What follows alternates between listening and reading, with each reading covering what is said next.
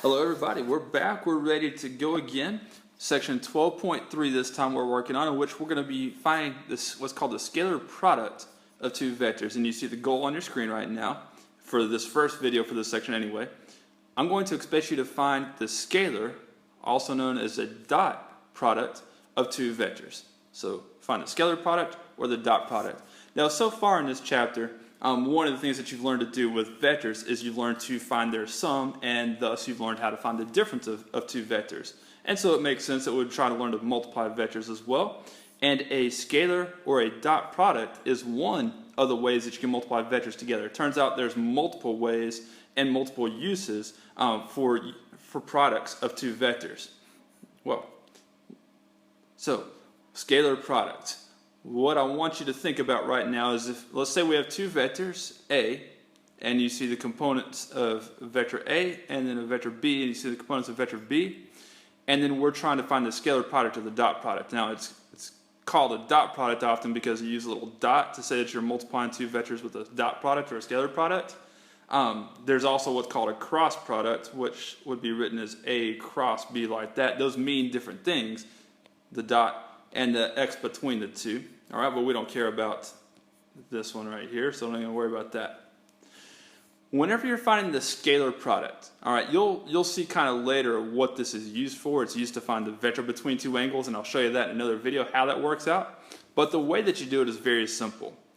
All you're doing is you're taking the x components of each vector and multiplying them, and the y components of each vector and multiplying them, and then finding the sums of those products. Does that make sense? Now, the a sub 1 just represents how far to the right or to the left a vector would go, right? So that's its x component, and the b sub 1 will just be the x component of the second vector, and so forth.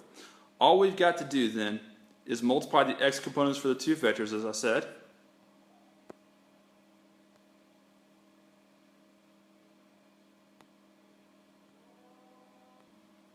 So we're going to multiply A1 with B1, and then we're going to add that with the product of the components in the y direction for each of those vectors, which would be A2 and B2.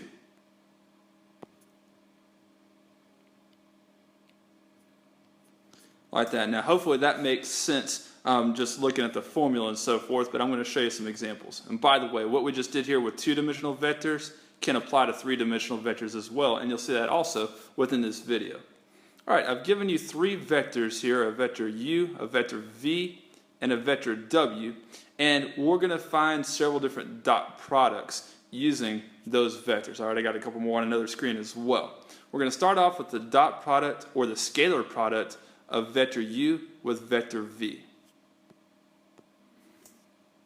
And without showing you a formula again, very easily, the way that you do that is you multiply the horizontal components or the x components together, which would be the 2 and the 4 here, so we'll do 2 times 4. And then you add to that the product of the y components, which would be -1 and 2. Alright, so this gives us 8 plus -2, which is 6. There you go. Now the reason that this is called a scalar product is because the result is just a scalar number. It has a size but no direction. You'll remember that that's what a scalar is. Alright? You don't get a vector when you find the dot product of two vectors. You just get a scalar number, in other words. Very simple, right? Okay, so I'd like you to do that to find out what vector w, or the scalar product of w with itself is, also known as w squared. Okay? Which means that we're going to be multiplying the x component for that vector with itself. So we'll do -1 times -1. And we're going to add to that the product of the y component of that vector with it multiplied by itself. 3 times 3. And then you get +1 plus 9, and that's equal to 10. Alright, so that's how you find a dot or a scalar product of two vectors. And again, remember, you always get just a single number, not a vector, as a result. Unlike when you add or subtract vectors and you get vectors. Alright, a couple more examples here. See if we can find 2v times w. Now, whenever you do this, you can either multiply multiply that scalar with vector v first and then find the dot product. Or if you prefer, you can find the dot product of v and w first and then multiply that result by 2. Your choice, but go ahead and try it. What I'm choosing to do is go ahead and multiply 2 times the dot product of v and w. So I'll get 2 times the sum of the products of the x components and the y components for those two vectors, which are 4 times -1 plus 2 times 3. All right, and then we'll go ahead and finish finding the scalar product of vectors v and w. It's going to give you -4 plus 6, which is 2. And then we double that in the end to take care of that scalar multiple we had at the beginning of our dot product. And so that's going to give us 4. All right, one more for you to try with these several two-dimensional vectors. Then we're going to try a couple with three-dimensional vectors. Very easy, I promise. All right, now here I'm asking you to find the sum of two vectors and the difference of two other vectors, and then find the dot product of those results, or the scalar product of those results. Remember that when you add two vectors, you get a vector. When you subtract two vectors, you get a vector. When you find the dot product, you're going to get a scalar number in the end. Go ahead and see what you can do.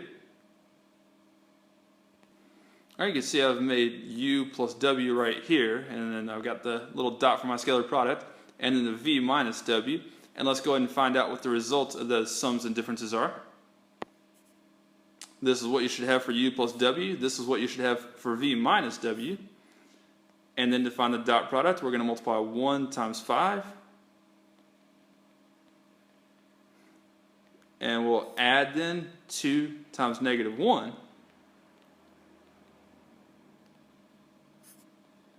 And that's going to be 5 plus -2, so that's going to be 3. Very easy, right?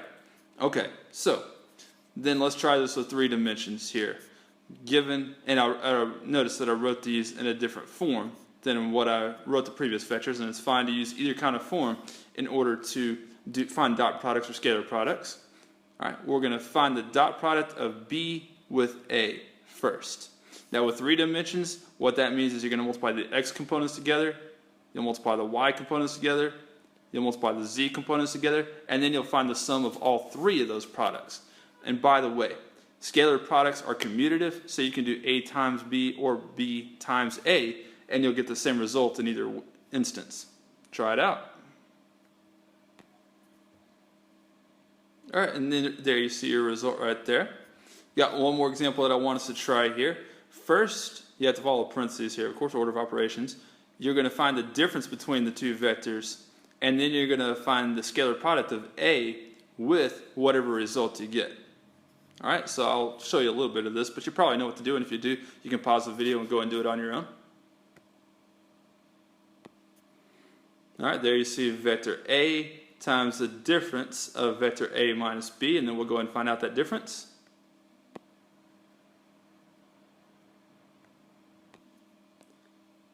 As such, and then we'll find the scalar product. Okay, 3 times 2 is 6. -1 times 1 is -1. 0 times 3 is 0. And then you find the sum of those 3 things, you get 5. Just a coincidence that happened to be the same as the scalar product of b with a.